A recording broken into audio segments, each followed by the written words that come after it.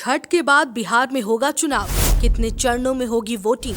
चुनाव आयोग की बैठक में सब हुआ तय। चुनाव प्रक्रिया को लेकर क्या उठी मांग।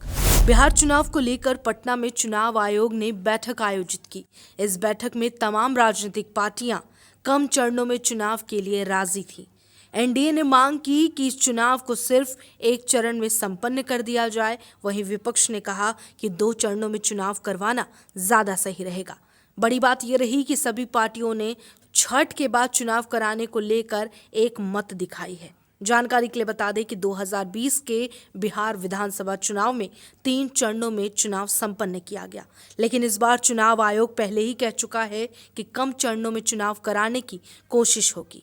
इस कड़ी में बिहार दौरे के दूसरे दिन चुनाव आयुक्त ज्ञानेश कुमार, सुखबीर सिंह संधू और विवेक जोशी ने 12 राजनीतिक दलों के साथ ये महत्वपूर्ण बैठक संपन्न की है। बताया जा रहा है चुनाव आयोग द्वारा दिल्ली में एक प्रेस कॉन्फ्रेंस भी की जा सकती है।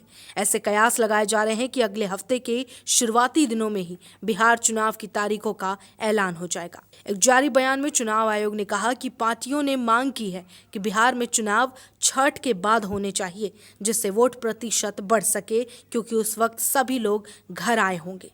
पार्टियां ये भी चाहती हैं कि इस बार चुनाव कम चरणों में संपन्न किया जाए। सभी दलों ने चुनाव आयोग को इस बात के लिए धन्यवाद दिया कि उन्होंने पोलिंग स्टेशनों पर अधिकतम 1200 वोटों का मानक रखा है। बैठक के दौरान महागठबंधन, जिसमें राजद और सीपीआई एमएल शामिल हैं, उन्होंने दोनों ने 2 चरणों में चुनाव कराने की बात कही। इसके अलावा ये मांग रखी कि चुनाव आयोग उन 3.66 लाख लोगों का नाम जारी करे जिन्हें वोटर लिस्ट से हटाया गया है। उनके हटाए जाने के कारण भी स्पष्ट किए जाने की अपील की गई है।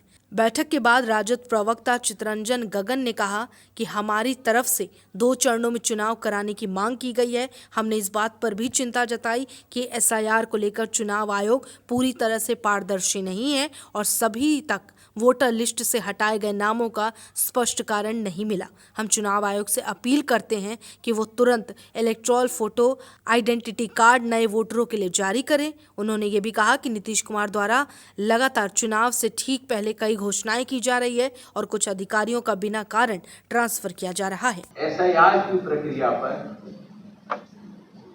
हालांकि